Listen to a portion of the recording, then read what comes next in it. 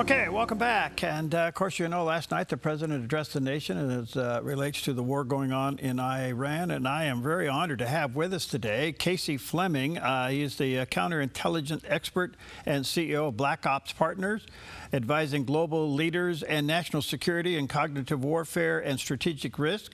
He's the best-selling author of The Red Tsunami, which is a powerful book, and has advised Fortune 500 companies, Congress, the Pentagon, and U.S. intelligence and security agencies on emerging global threat. There is a picture of the cover of his book there, The Red Tsunami, there on the screen, and he does have a website, BlackOpsPartners.com, BlackOpsPartners.com. Casey, good to see you again. How are you? Great to be with you, Perry. Thank you for your time. The president said last night, essentially, Iran's no longer a threat. Is that an accurate statement? Not that accurate. When you poke a terrorist organization, they go underground, and that's really what's happened. Remember, Iran is the forward operating base for Russia and China in the Middle East, and they've been working together. Mostly China has been helping them put a lot of facilities underground, helping them with their weapon systems, buying their oil, for well over 10 years and doing military exercises, training military, and so on for well over 10 years. The biggest threat to Iran at the time was Israel. When the U.S. stepped in, that just partnered with Israel to go after Iran. So from a shock and awe perspective, sure, it looks really, really good. But still, the regime is still in control. They still have the Strait of Hormuz shut down. So it's not a win. At this time, it's not a win.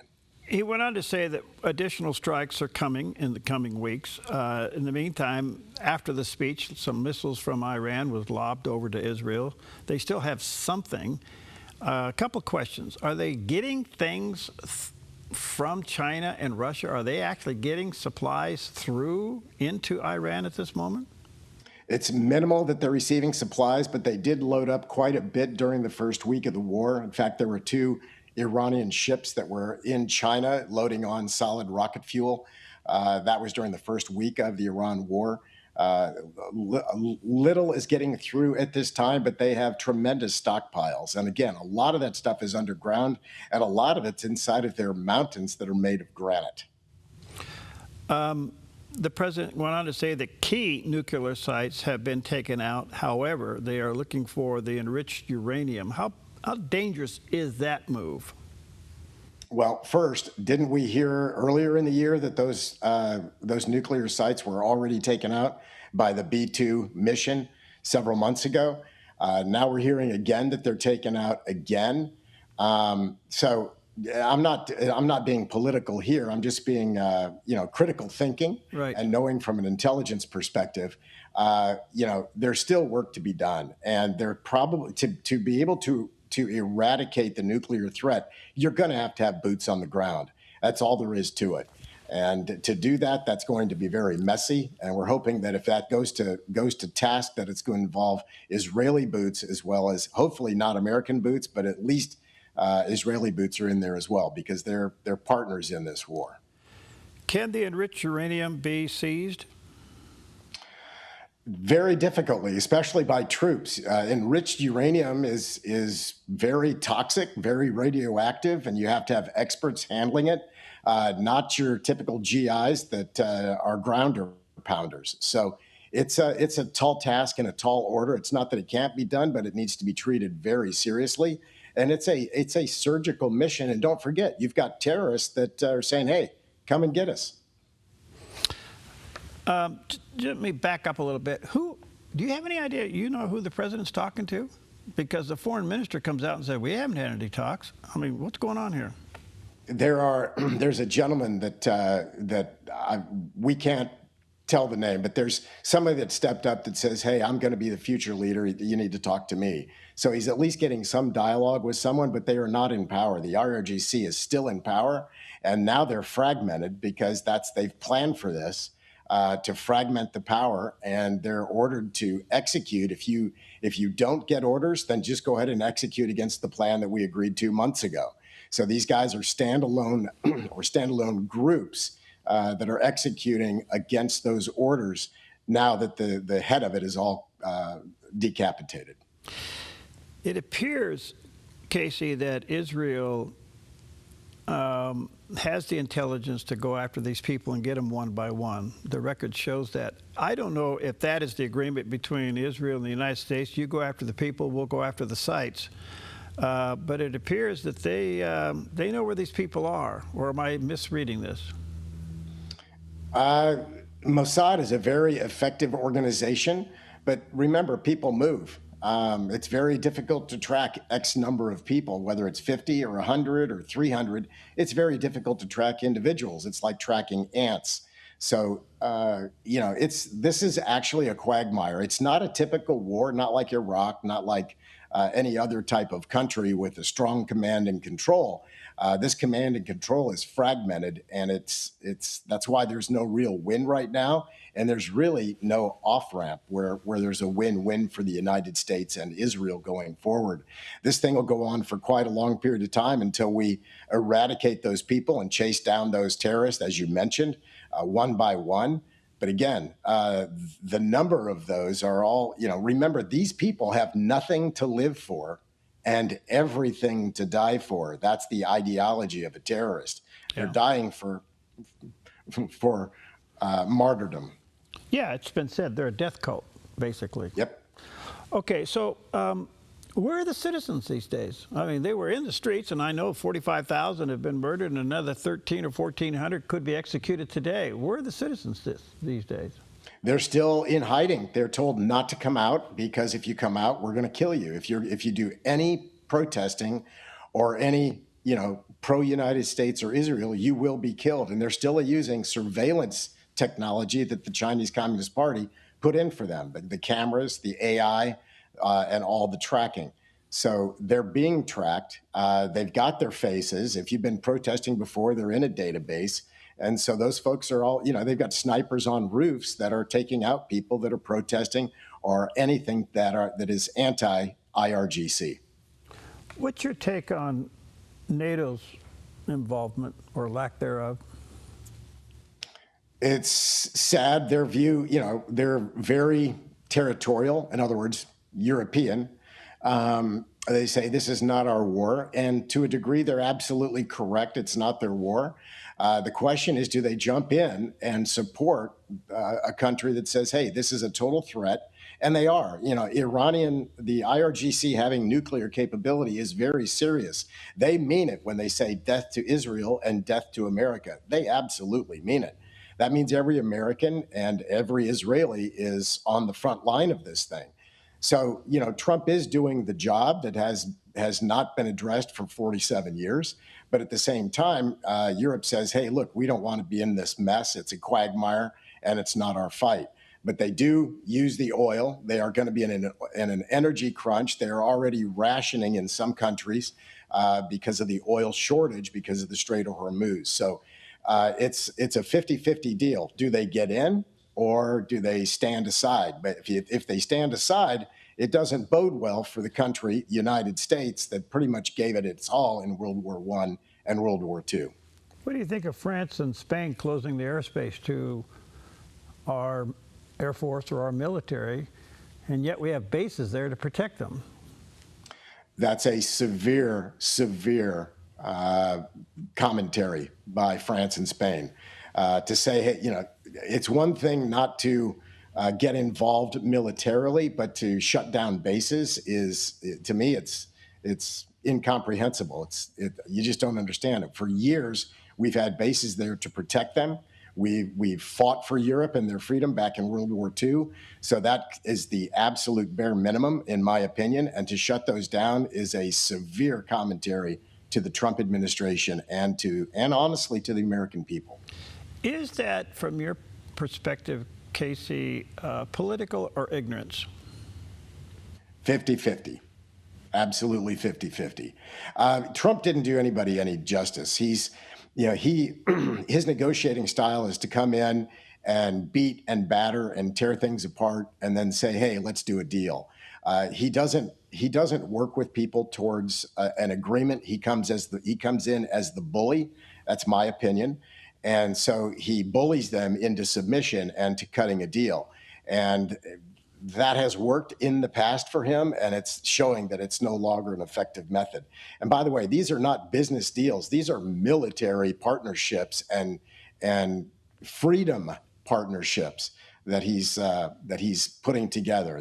These are not business deals, and he needs to get away from that pretty quickly. Okay, so back to the ignorance part. I mean, are you saying that members maybe of NATO or the European nations didn't understand that Iran had the missile capability of delivering a missile into their backyard, number one, and number two, that they could control their oil to where they could basically freeze them to death? Are you saying that there's a good portion of Europe that just didn't get that?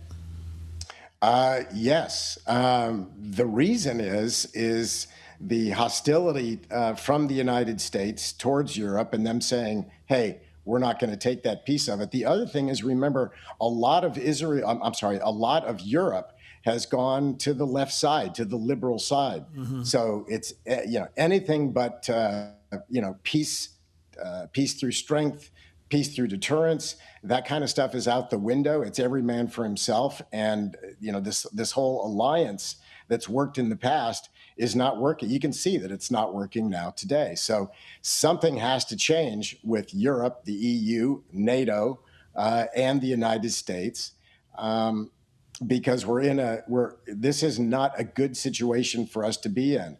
I know that the administration thought that we would be completely able to say mission accomplished at this point. They're delaying it, and then more threats of increased bombing and campaigns and so on. But the free world has to come together against the hostile world, and the anti-freedom world and the anti-God world. So we all need to come together in the free side. I actually have a quote when I wrote the book. The world will be won or lost within the next 10 years or less. What that means, it'll either be all freedom or freedom and democracy and liberty, or it will all be communist. That's really what we're facing right here. Well said.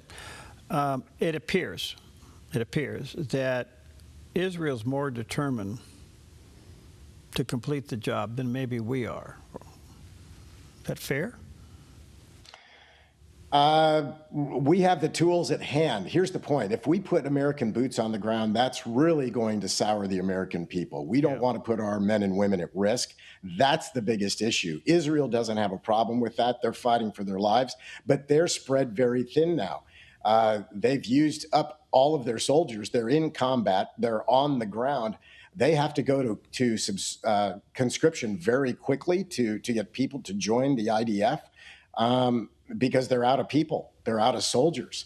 So if they're going to do a ground campaign, they're going to have to conscript these people, get them trained, and that takes time to do that. So, I think both Israel and the United States were very optimistic in their plans to win this thing, to come in, shock and awe them, and to take the thing over and have the people rise up and take control. That was a very optimistic plan. That has not proven to be true right now. So the question is, what's the exit strategy? What's the off-ramp? And, Trump even said, we cannot and will not allow Iran to have nuclear weapons. Well, that's going to take boots on the ground, somebody's boots on the ground, and it's not an easy answer. Okay, let me take a break here because I got more on this. Let me say to our viewers and listeners, check out Casey's website, blackopspartner.com, and certainly get a copy of his book where he covers a lot of this, The Red Tsunami. There's a picture of it, the real storm killing your freedom. Check it out, The Red Tsunami. We'll be right back.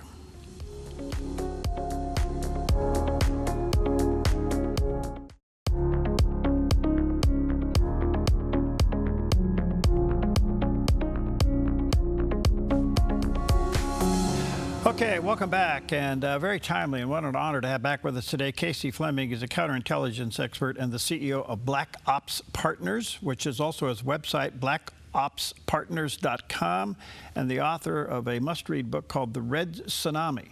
And there's a picture of the cover of that book on the screen. I'm sure it's available online, and check it out, called The Red Tsunami. Boy, so much here, Casey. I'm trying to figure out where we go with this. What's your take on this situation with the Straits of Hormuz right now? It's ugly. You're looking at, basically a shutdown Strait of Hormuz. Iran is the IRGC is only letting through ships that they want to let through, and when they get through, they only want to clear those ships with Chinese yuan and not the petrodollar.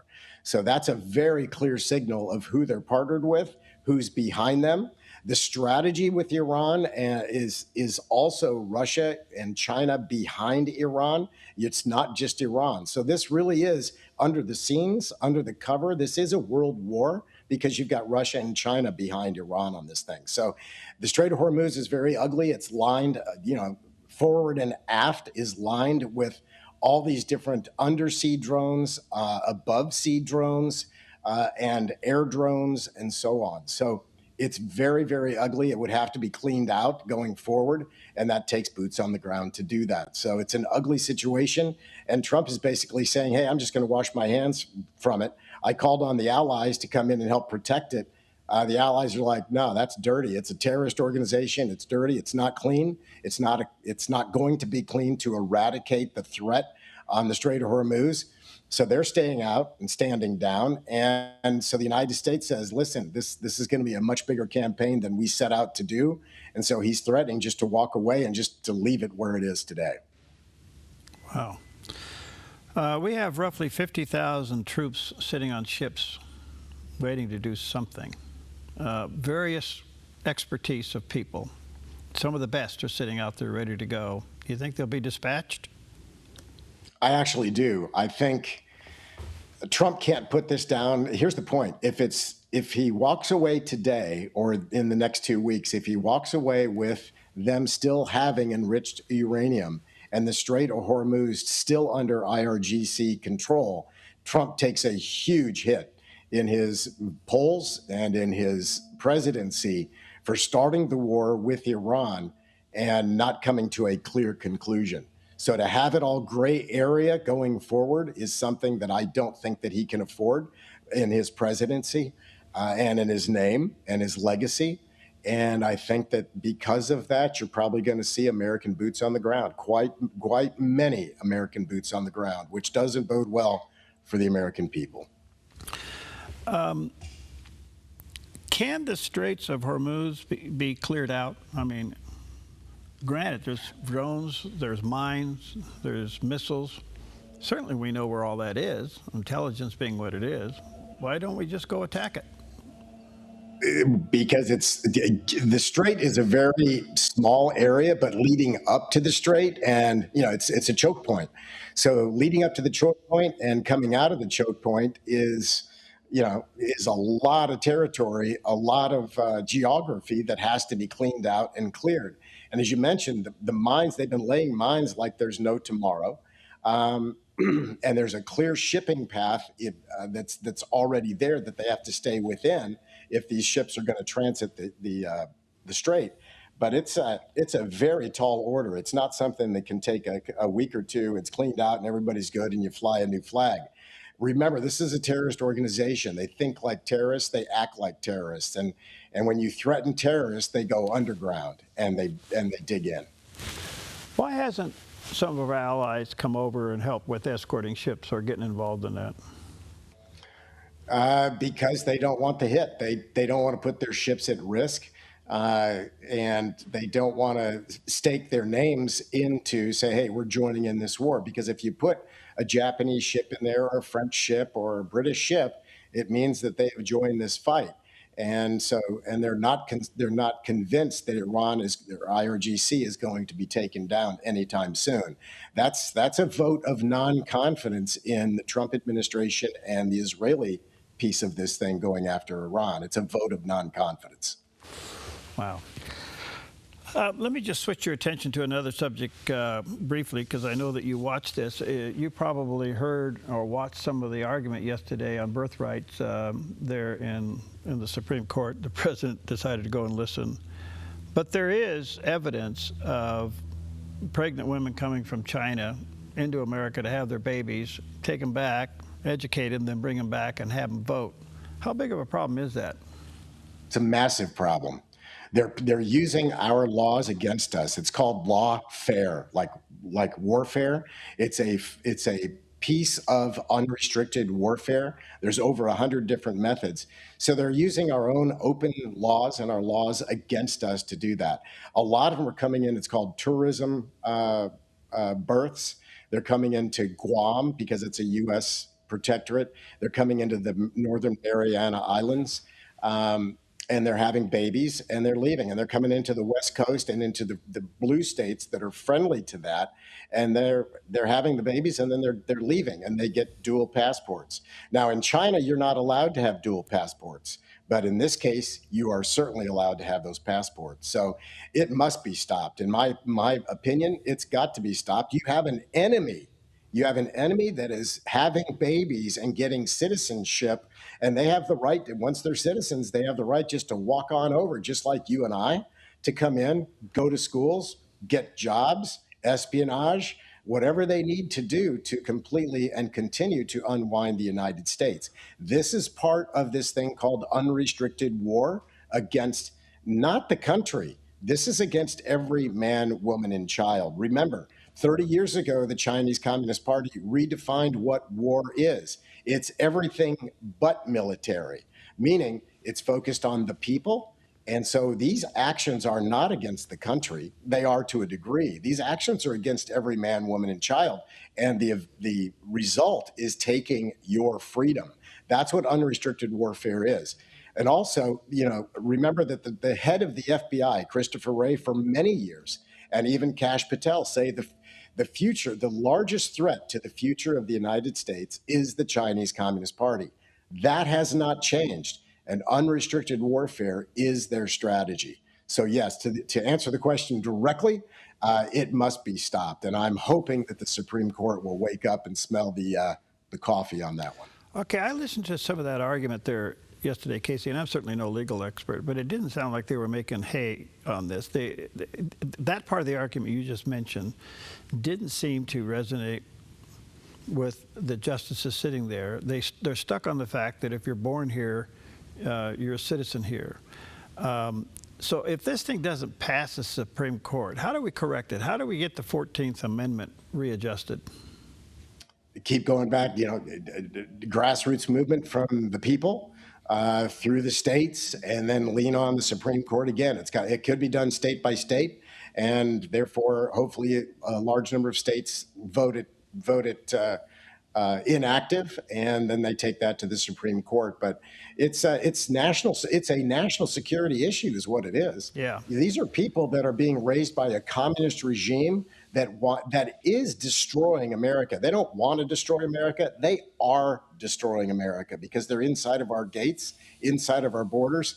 And to the extent of unrestricted warfare on the American people, it would blow everyone's minds if they knew what we know, running this out for the past 2 decades and the success that the CCP has had with unrestricted warfare in the United States.